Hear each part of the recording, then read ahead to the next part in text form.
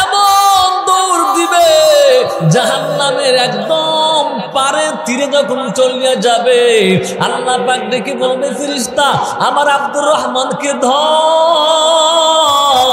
আমার আব্দুর রহমান যদি ওই জাহান্নামের মধ্যে ঝাঁপিয়ে পড়ে, জাহান্নামের আগুন নিভিয়া যাবে।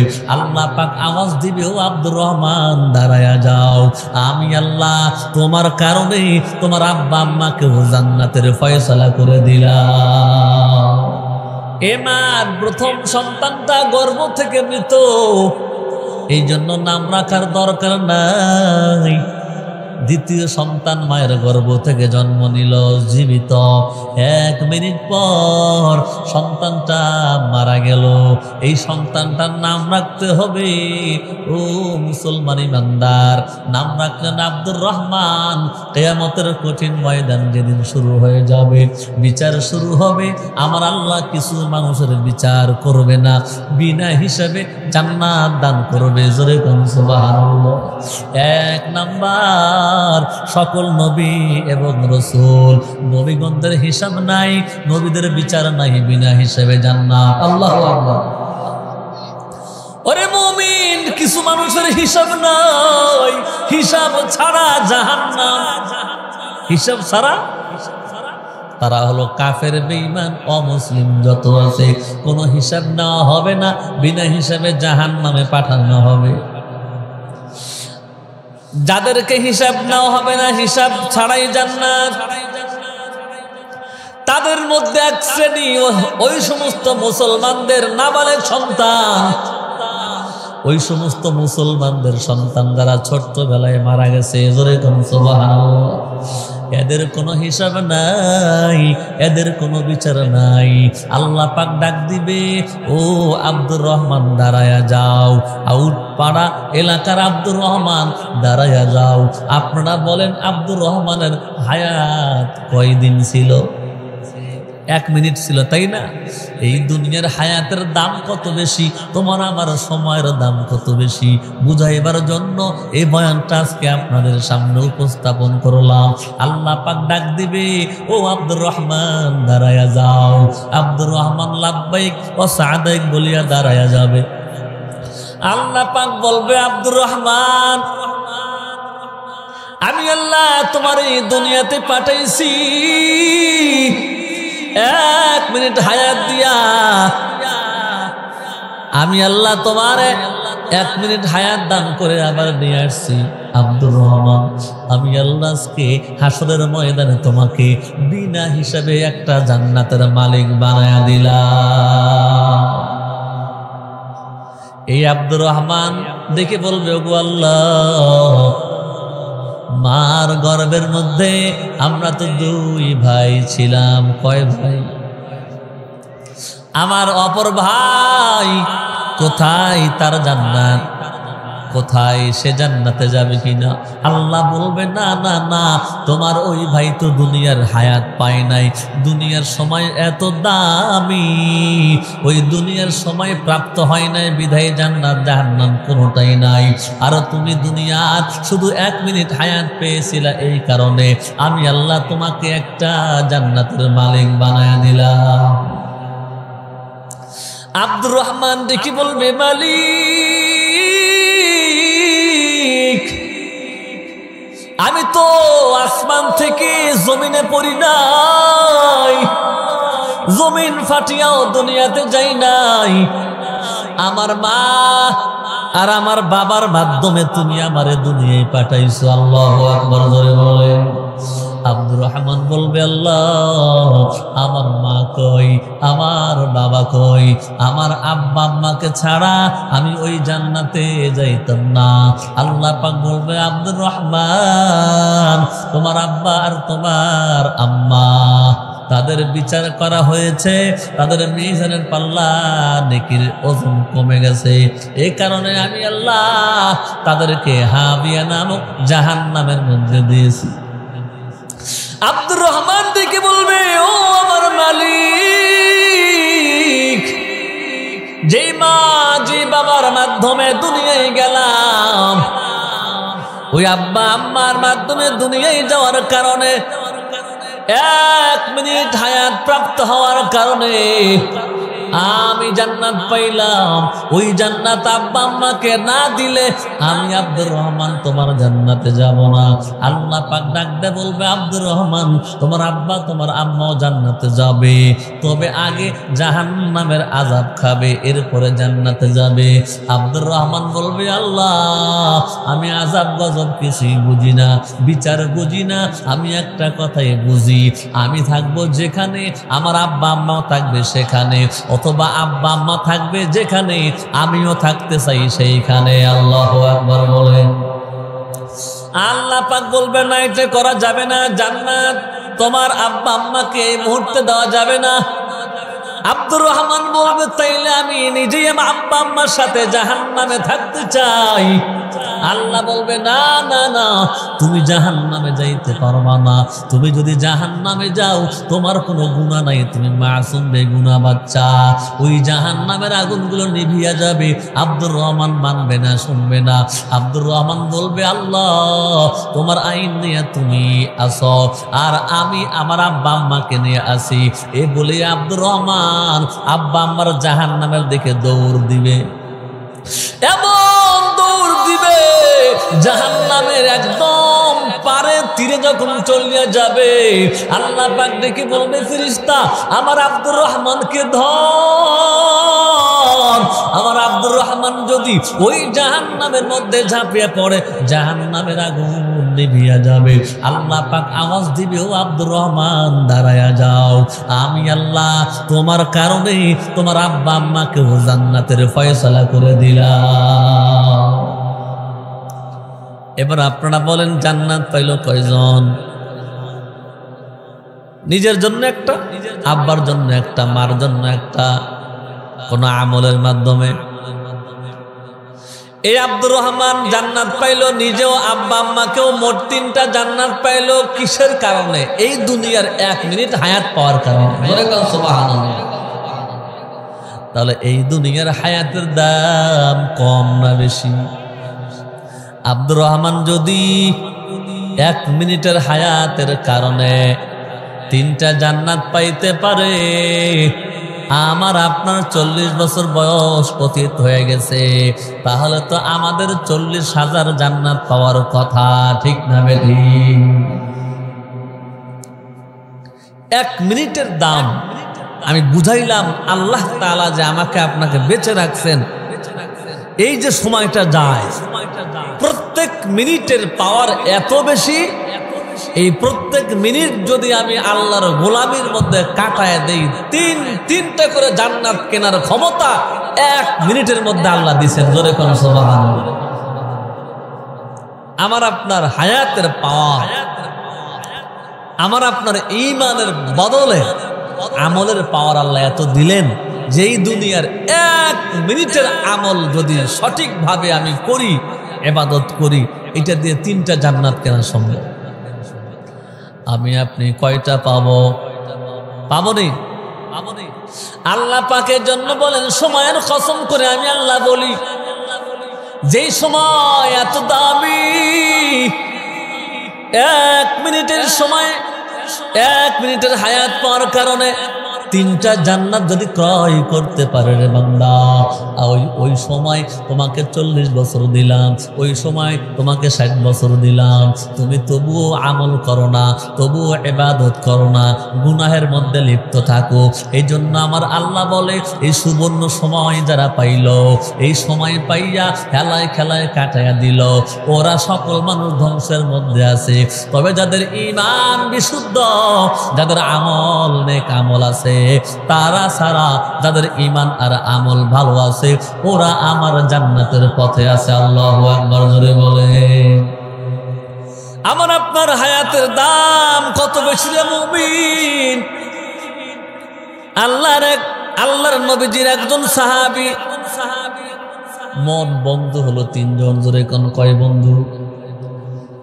1 2 3, 2 জন বন্ধু যুদ্ধের ময়দানে অংশগ্রহণ করলেন। একজন শাহাদত বরণ করলেন।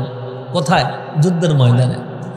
যুদ্ধের ময়দানে শাহাদত বরণ করলেন। আর এক বন্ধু বাসায় ফিরে গেলেন যুদ্ধ করে।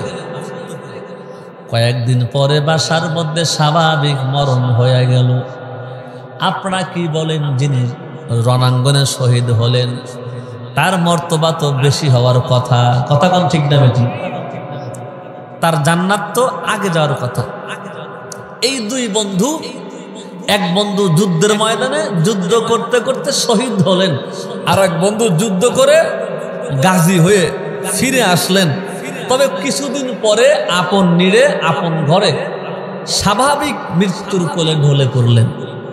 এরপরে তৃতীয় বন্ধু স্বপ্নে দেখতেছে যেই বন্ধু বাড়িতে স্বাভাবিকভাবে ইন্তেকাল করলো সে জান্নাতে আগে ঢুকতেছে। জোরে কোন সুবহানাল্লাহ। তো বিষয়টা উল্টো হয়ে গেল না? আমার নবীর দরবারে গেলেন, ইয়া রাসূলুল্লাহ, ইয়া হাবিবাল্লাহ, অমুক দুই সাহাবী একসাথে যুদ্ধের ময়দানে অংশগ্রহণ করলো। একজন বন্ধু যুদ্ধের ময়দানে শাহাদত বরণ করলো, শহীদ হয়ে গেল।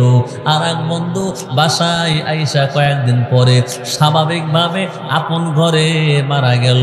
ওগো আমার পয়গম্বর, আমি স্বপ্নের মধ্যে তাকে দেখি যেই বন্ধু পরে বাসায় মারা গেল সে জান্নাতে আগে প্রবেশ করতেছে। জোরে কোন সুবহানাল্লাহ। আমার পয়গম্বর, বিষয়টা তো উল্টা হয়ে গেল, বুঝে আসে না।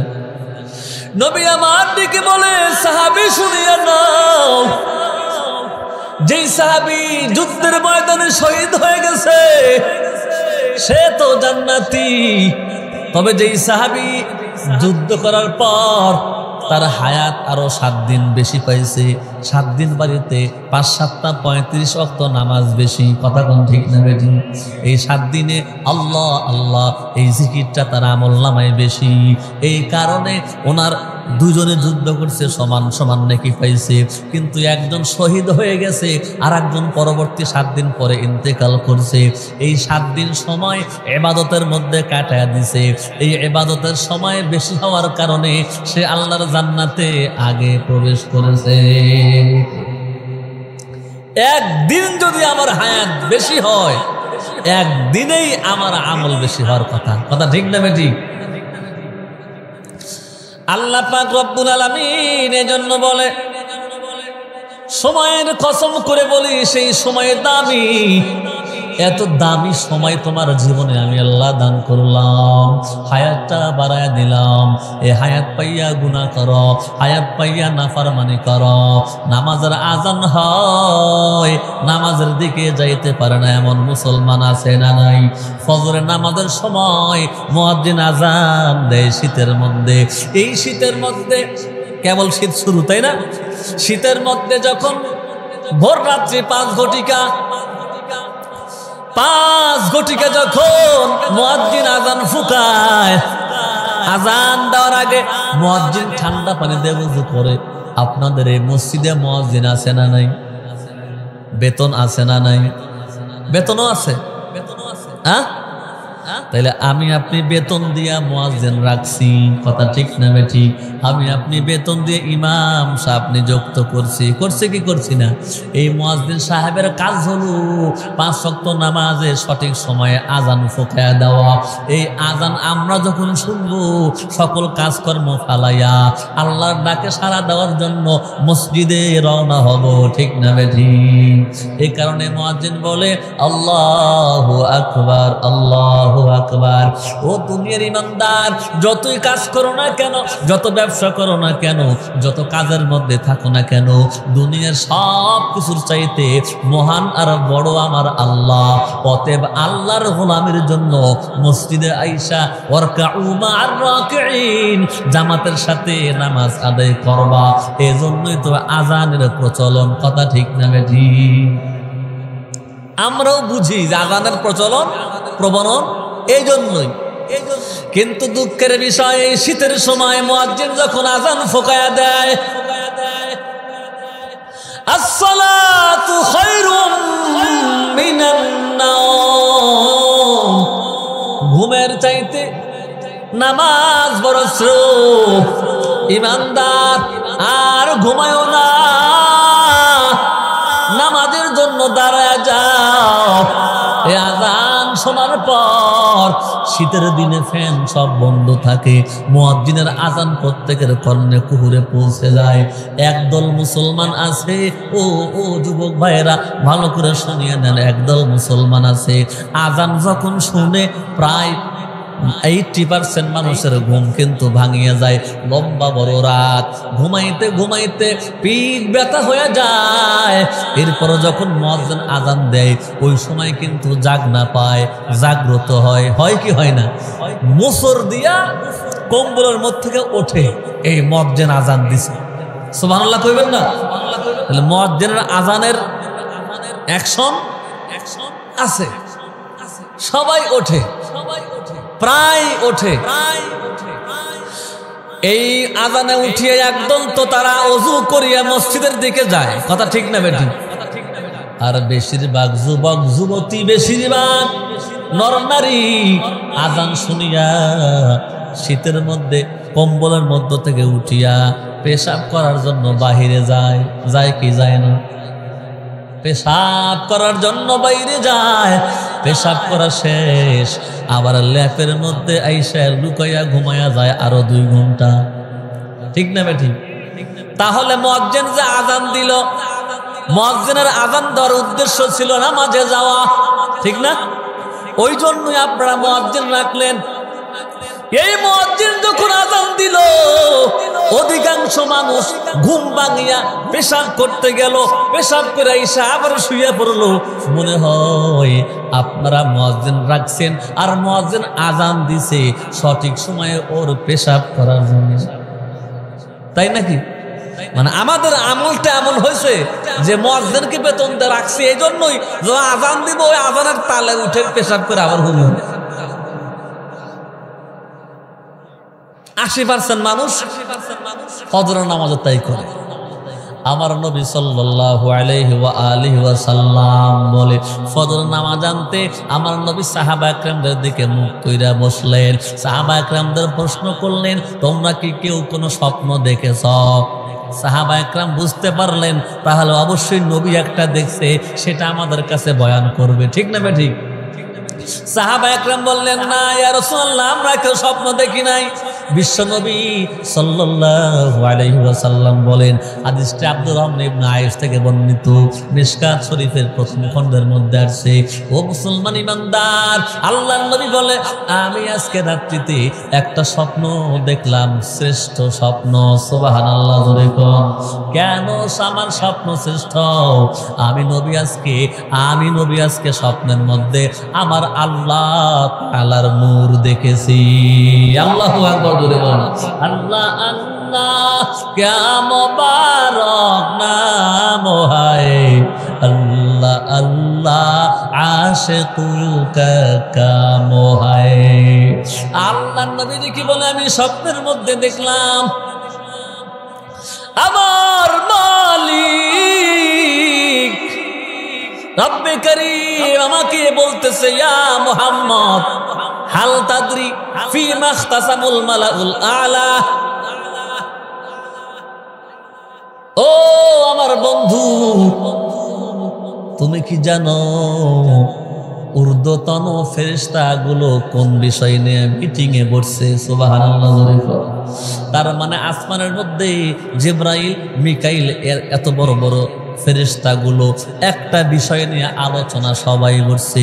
আমার আল্লাহ নবীকে প্রশ্ন করলেন স্বপ্নের মধ্যে, ওগো আমার বন্ধু, ওগো আমার নবী, তুমি কি বলতে পারো ফেরেশতারা কোন বিষয় নিয়ে আলোচনায় বসছে? আমার নবী স্বপ্নের মধ্যে বললেন, লা আদরি, ওগো আল্লাহ আমার জানা নাই। সুবহানাল্লাহ। নবী কয়, যখন আমি বললাম লা আদরি, তখন আমার আল্লাহ আল্লাহর মতো হয়ে আল্লাহর কুদরতি ক্ষমতায়, কুদরতি সুরতে আমার বুকের উপরে আল্লাহর কুদরতে হাত রাখলেন। জোরে কোন সুবহানাল্লাহ। আল্লাহ পাকের কুদরতি হাত যখন আমার বক্ষের উপরে, আল্লাহর কুদরতি হাতের ওসিলায় বরকতে ওই সময় আমি দেখলাম গোটা আসমান আর জমিনের সব পর্দা আমার সামনে থেকে সইরা গেছে। কোন বিষয় নিয়ে আলোচনা হয় আমি নবী স্বচক্ষে প্রত্যক্ষ করতেছি। জোরে কোন সুবহানাল্লাহ। এরপরে আমার আল্লাহ প্রশ্ন করলেন, ইয়া মুহাম্মদ হাল তাদরি, ওগো আমার বন্ধু মুহাম্মদ, এখন কি তুমি বলতে পারো কোন বিষয় নিয়ে আসমানের মধ্যে আলোচনা করে? নবী আমার বললেন, নাম, জি হ্যাঁ, আমি এখন বুঝতে পারছি, বলতে পারবো কোন বিষয় নিয়ে আলোচনা করে। ফিল কাফারা, এমন তিনটা বিষয় নিয়ে আলোচনা করে যে তিনটা আমল কোন বান্দা বান্দি যদি করে জীবনের সমস্ত গুনাহ আল্লাহ মাফ করে দিবে। নবী বললেন, জি হ্যাঁ আল্লাহ, আমি এখন জানতে পারছি এমন বিষয় নিয়ে, এমন আমল নিয়ে আলোচনা করতেছে যেই তিনটা আমল আমার উম্মত যদি করে আল্লাহ বিনা হিসাবে জান্নাত দিয়ে দিবে। আমল তিনটা শুনবেন আপনারা? হ্যাঁ, আমল তিনটা বড় ভালো, খুব সহজ। মুসলমান হিসেবে সবার জীবনে প্রতিনিয়ত প্রত্যেকদিন আমলগুলো সামনে আসে। আমলগুলো আল্লাহ নবী বলেন, ফামান ফাআলা যালিকা ফাকাদ আশা বিখাইর ওয়া মাতা বিখাইর ওয়া কানা মিন খাতিআতিহি কায়াউমিন ওয়ালাদাতু উম্মুহু। আমার নবী বলে এই তিনটা আমল যদি করে ফায়দা হবে তিনটা। এক নাম্বার ফায়দা, তার জীবন পবিত্রময় আল্লাহ পাক করে দিবে, জীবনে অভাব হবে না, জীবনে লাঞ্ছিত হবে না। দুই নাম্বার ফায়দা হলো মৃত্যুর সময় কালেমা তয়্যিবা নসিব হবে। আর তিন নাম্বার ফায়দা হলো আমলগুলো যদি কোনো বান্দা বান্দি করে, মায়ের গর্ভ থেকে যেমন শিশু ভূমিষ্ঠ হয় কোনো গুনাহ থাকে না, এই তিনটা আমল করলে তেমনি আমার আল্লাহ ওই আমলকারীর জিন্দগিতে গুনাহ রাখে না, নিষ্পাপ বানায়া দেয়। आइशो इशराक के लिए इंसान ही याद रख तू बंदा है मेहमान ही। ও মুসলমান ইমানদার, আমি আপনি আমলের জন্য দুনিয়া আল্লাহ পাঠাইলেন। এই দুনিয়াতে খাওয়ার জন্য আসি নাই, দুনিয়াতে ঘুমাইবার জন্য আসি নাই। ঘুম এবং খাওয়া যেন নবীর সুন্নাত তরিকায় হয়, আমার সময় যেন আল্লাহর গোলামের মধ্যে কাটে, এই জন্য আল্লাহ আমাদের দুনিয়ায় পাঠাইছে। ঠিক না বেঠিক? তিনটা আমল। এক নাম্বার আমল হলো খুব কঠিন, খুব সহজ নাকি মনে করতেছেন? তাহলে কত বড় না আমল, যে আমল করলে জীবনে অভাব থাকে না, পবিত্র জীবন আল্লাহ দান করে, বেজ্জতি থাকে না জীবনের মধ্যে, অভাব আসে না, মৃত্যুর সময় কালেমা হবে, আর বেগুনা মাসুম বাচ্চার মতো নিষ্পাপ হয়ে যাবে। না জানে আমলটা কত বড়, 1.5 লাখ টাকা দিয়ে উঠ করবেন দেওয়া লাগবো নাকি? ওরকম না, খুব সহজ। নর নারী, ধনী গরিব, ছোট বড়, মুফতি সাহেব, সাধারণ মুসলমান, শিক্ষিত বা শিক্ষিত নেতা কর্মী, সবার জন্য আমলটা বড় সহজ। এক নাম্বার আমল ইবলাগুল বুজুই ওয়া ফি রিওয়ায়াতিন ইসবাগুল বুজুই আলাল মাকারিহি। ও মুসলমান ইমানদার, এক নাম্বার আমল হলো মনে চাইবে না, মনে চাইবে না ব্যস্ততার কারণে, মনে চাইবে না অলসতার কারণে, মনে চাইবে না শীতের কারণে। কয় কারণ বললাম? ব্যস্ততার কারণে, অলসতার কারণে, শীতের কারণে। এই 3 কারণে মনে চাইবে না, তবুও মনের সাথে যুদ্ধ করে সুন্দরভাবে ওযু যে ব্যক্তি করে আল্লাহ পাক তার জিন্দেগির গুনাহ মাফ করিয়া দেয়। ওযুটা কি করতে হবে? ইবলাগুল বুজুই বা ইসবাগুল বুজু, এটা সারমর্ম হলো আমি যে ওযু করব প্রথমে আমাকে নিয়ত করতে হবে। মানে নিয়ত থেকে শুরু করে বিসমিল্লাহ, আউযু বিল্লাহি মিনাশ শাইতানির রাজিম, বিসমিল্লাহির রহমানির রহিম, বিসমিল্লাহিল আযীম, আলহামদুলিল্লাহি রাব্বিল আলামিন। এভাবে সুন্নত মুস্তাহাব যত দোয়া, মানে বিসমিল্লাহ থেকে শুরু করে পুরা সুন্নাত তরিকায় মুস্তাহাব আদাবগুলো মেনে সুন্দর করে যদি কোনো ব্যক্তি ওযু করে, সেই ওযুর কারণে আল্লাহ তার জীবনে, আল্লাহ তার সংসারে অভাব দিবে না, বেজ্জতি দিবে না। এমন ওযুর কারণে মৃত্যুর সময় কালেমা পড়বে আর আর আর শাহাদাতের পেয়ালা পান করবে। এমন ওযুর কারণে সে নিষ্পাপ হয়ে কবরে যাবে। জোরে কোন সুবহানাল্লাহ। আল্লাহ, আমাদের দেশে আমরাও তো ওযু করি, কুলি করা লাগবে 3 বার, একবার আখথু আখথু করে কথা কন না কেন? এই দেখেন, ওযু করবেন, প্রথমে বলবেন আমি নিয়ত করতেছি, আমি ওযু করার নিয়ত করতেছি, পবিত্রতা অর্জনের নিয়ত করতেছি, নামাজ বৈধর জন্য। এটা না করলে সমস্যা নেই, আমি পবিত্রতা অর্জনের নিয়ত করতেছি। বিসমিল্লাহির রহমানির রহিম যদি পারেন বলবেন আউযু বিল্লাহি মিনাশ শাইতানির রাজিম, বিসমিল্লাহির রহমানির রহিম, বিসমিল্লাহিল আযীম, ওয়ালহামদুলিল্লাহি রাব্বিল আলামিন। এতটুকু দোয়া না পারলে শুধু বলবেন বিসমিল্লাহির রহমানির রহিম। শুরু হয়ে গেল আমার ওযু। প্রথমে আমি পানি নিলাম, এইভাবে আমি কবজি পর্যন্ত ধৌত করব। কবজু পর্যন্ত ধৌত করার সময় এভাবে খিলাল করতে হবে। হাতে যদি আংটি থাকে আংটি নড়াইতে হবে, মনে থাকবে তো। এভাবে খিলাল করার পর আমাকে কুলি করতে হবে 3 বার। প্রথমবার আমি যখন কুলি করলাম, কি দেওয়া লাগবে? মেসওয়াক। মেসওয়াক কি আমাদের কাছে থাকে? মনে হয় না, কথা কন না কেন? মেসওয়াক, মেসওয়াক করা সুন্নাত। উপরের দাঁতের উপরি ভাগের ডান পাশে 3 বার, বাম পাশে 3 বার। এরপরে নিচের দিকে ডান পাশে 3 বার, বাম পাশে 3 বার। এই তরিকাগুলো ইমাম সাহেবের কাছ থেকে জেনে নেবেন। এইভাবে মেসওয়াক করবেন। কোনো তরিকা আপনার মনে নাই, শুধু মেসওয়াক করবেন, তাও সুন্নাতটা আদায় হবে ইনশাআল্লাহ। এভাবে আপনি যখন ওযু করলেন, দেখেন যখন করোনার প্রাদুর্ভাব ছিল, চীনেরা করোনা আবিষ্কার করছে, ওরাই আবার বলছে 30 সেকেন্ড হাত ধুইতে। কয় সেকেন্ড? জোরে কোন, কয় সেকেন্ড? চায়নারা আমাদের ওয়াজ করে, গোটা বিশ্ববাসীকে ওয়াজ করে যে আপনারা সবাই 2 হাতের কবজি 30 সেকেন্ড সাবান দিয়ে ধুইবেন, তাইলে করোনা আসবে না, তাই না? অথচ চায়নাদের দেশে টয়লেটে পানি নাই, কথা হয় না? টয়লেটে কি নাই? টয়লেটে পানি নাই, কি করে? এই যে আমাদের দেশের ছোট্ট ছোট্ট ছেলেরা মরিচের টাল, গমের ক্ষেত, ছাগল রাখতে যায় না, আর মনে হয় যায় না, তাই না? আগে গেছে, মনে করেন বিশাল বড় পাথর চড়া, চড়ার মধ্যে ওর তো বয়স কম, গেছে 2-3 জন, যা মধ্য চড়ার মধ্যে গিয়ে পায়খানার চাপ দিছে। কিসের চাপ দিছে? এটা দেয় না, পায়খানার চাপ দিছে। তো এদিক ওদিক দেখে, তো ওখান থেকে বাড়িতে আসতে আসতে আর জামা নষ্ট হয়ে যাবে। এদের সিদ্ধান্ত নিচ্ছে যে বাড়িতে আর যাইতাম না, এখানে কোথাও সার নেই। এইভাবে দেখে কেউ আশপাশে নাই, তখন ওখানে নিসমুখ কাল্লা দিয়ে বসে গেছে। কথা কোন ঠিক না বেশি? জমির ফাঁকে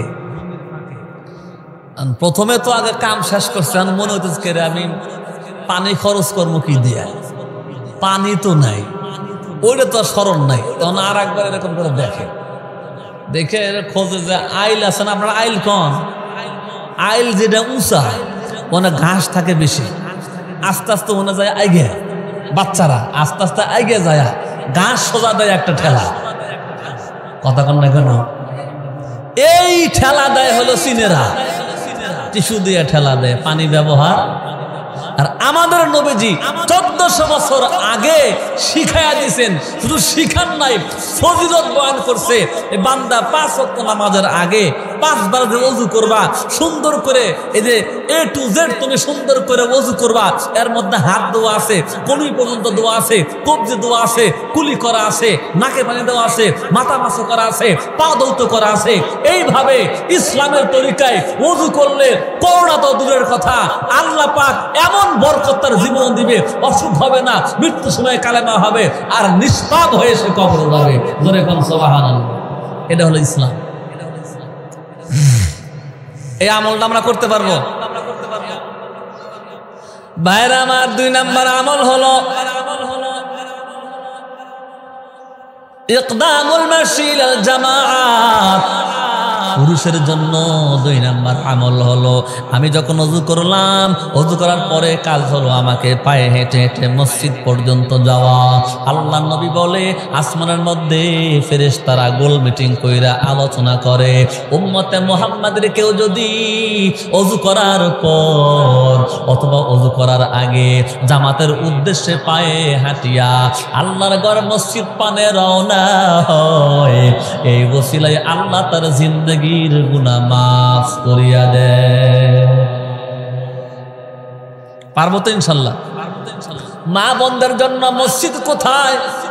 মুসনাদ আহমদ নামক কিতাব, এই কিতাবে আম্মাজান আয়েশা সিদ্দিকা থেকে বর্ণিত। আম্মাজান আয়েশা সিদ্দিকা রাদিয়াল্লাহু তাআলা আনহা বলেন, মা বোনদের জন্য সবচাইতে উত্তম মসজিদ হলো প্রত্যেক মা বোনের বাসস্থান, বাসভবন, যেই ঘরটা আছে ওই ঘরের একটা কণা, জোরে কোন সুবহানাল্লাহ, মানে ঘরের একটা কানি বেছে নিবে যে আমি এখানে প্রত্যেকদিন নামাজ পড়ি। মা বোনদের হলো ওযু করে এই জায়গা নামাজ পর্যন্ত আসতেই আমার আল্লাহ জীবনের গুনাহ খাতা মাফ করে দেয়।